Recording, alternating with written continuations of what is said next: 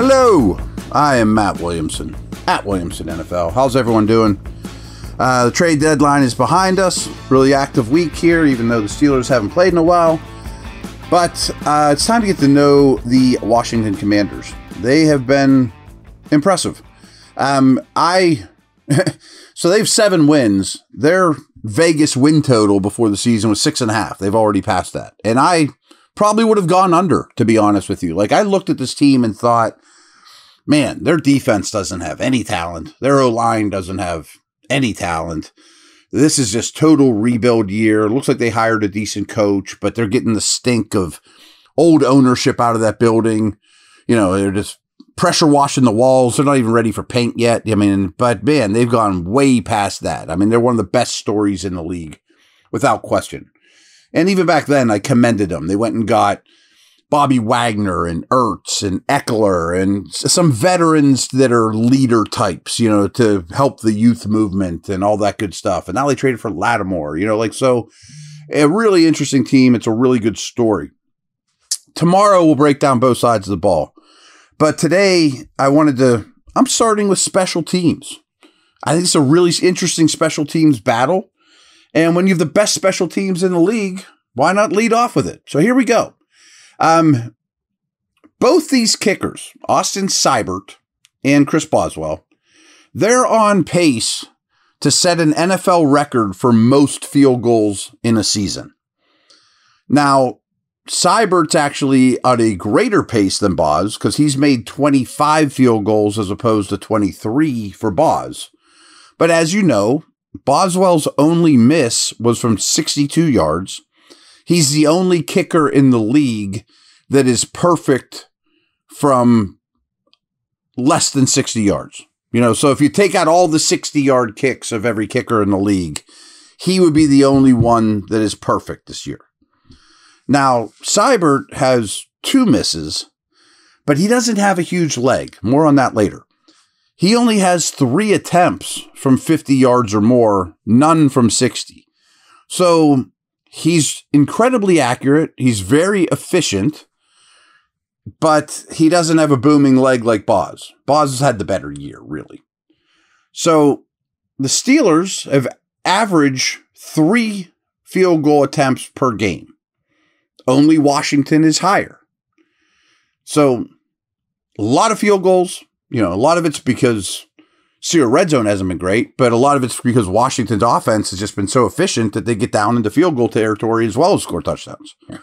Now, what's interesting to me too is because Seibert doesn't have a huge leg. Remember, Cordell Patterson should be back for this game.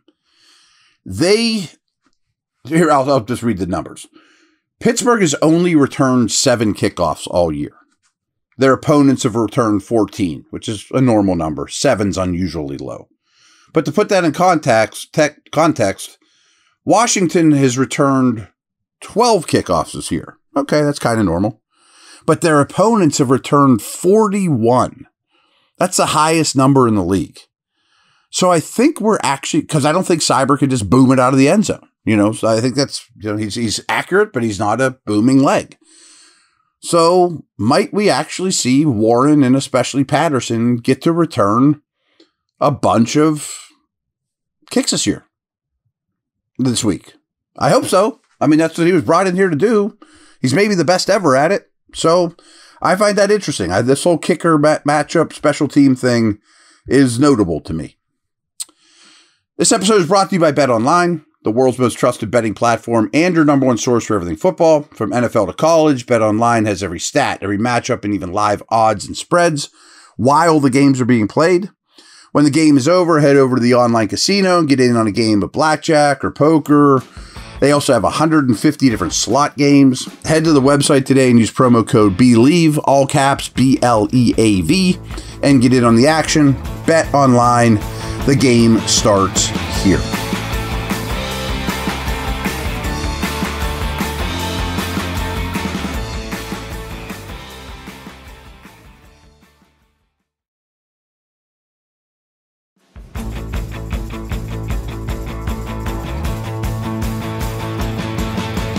Now, I got a bunch of very general bullet points.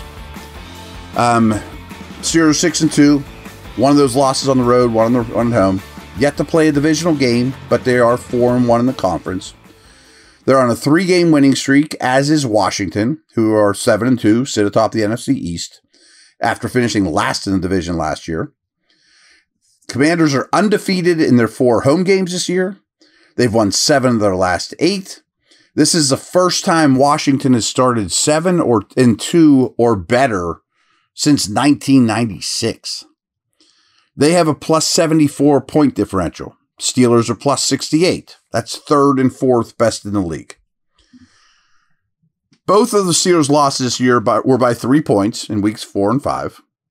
The Steelers' -3 average point differential per loss is the lowest of any team this year. So if you accumulate every team's losses, what's that average margin?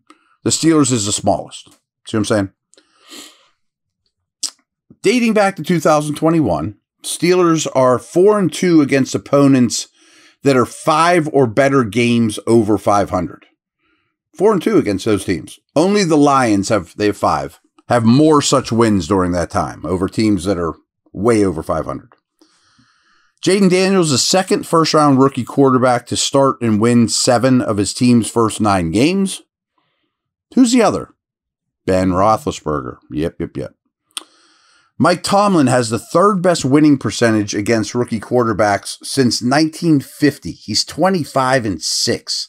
That's an .806 winning percentage. He's only behind Don Shula and Hank Stram.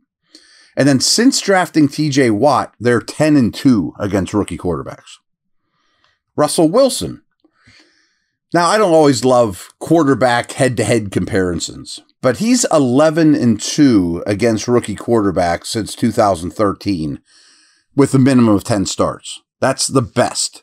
So, best since 2013 against rookie quarterbacks. Who's the second best during that time? Ben Roethlisberger, 10-2. The Steelers have scored 5 more total touchdowns than their opponents, and they're producing 381 more yards. Their time of possession is 31-42, but on the road, that goes all the way up to 32-43. The Commanders are also over 31-12, but they're at 34-02 at home. Last week, though, they only possessed the ball for 28 minutes.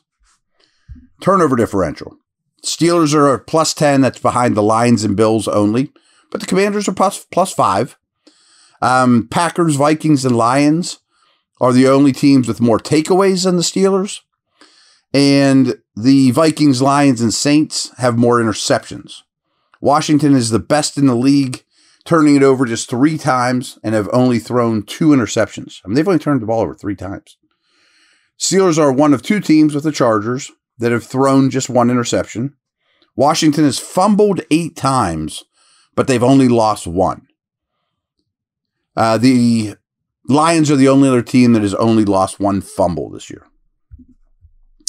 The Commanders produce 60.6 more yards per game than they allow. They've thrown for 403 more yards than they've given up, and they average 1.1 more yards per passing attempt. The Commanders have allowed 3 more touchdowns through the air than they've produced. They have scored 6 more rushing touchdowns than they've given up. Not surprising, Steelers are 31st in pass rate. They run the ball more than any team on a higher percentage than 1. But Washington's 29th. I mean, if the Steelers are 31st in pass rate, Washington's 29th. Steelers' opponents are throwing the ball at 61% of the time. Only the Vikings, Lions, and Ravens are seeing a higher percentage of pass plays. Washington's defense is seeing pass plays at a 41.4 clip. Only 5 defenses are seeing a lower percentage. They ran the ball on 63% of their snaps last week. That's a big number. Mike Tomlin is 12-4 in games after the Steelers bye and is on a 6-game winning streak after the bye right now.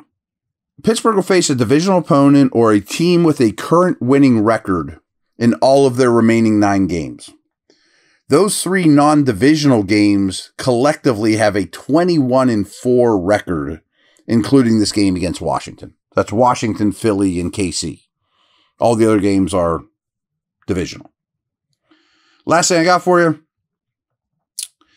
Dating back to 1990, if you start your season 6-3, if the Steelers lose, that's a 73% clip to go to the playoffs and 39% to win your division.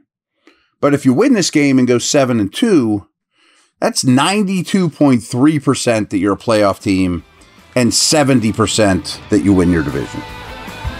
There you have it. All right, guys, tomorrow we'll get into breaking down both sides of the ball and a prediction.